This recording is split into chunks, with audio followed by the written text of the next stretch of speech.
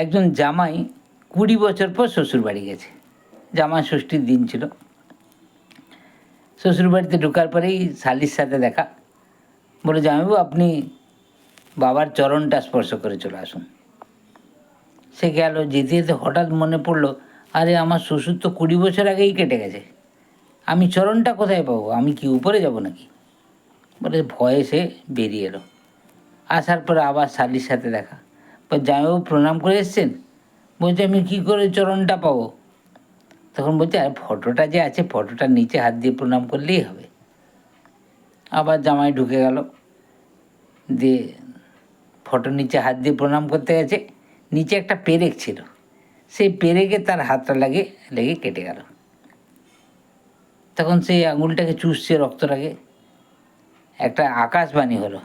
বলছে বেটা, বুড়ো বয়সেও জামাই ষষ্ঠী খেতে এসছু, যেটা আঙুলে আছে ওটা চুষ প্রথমে, তারপরে অন্য খাবার খাবি।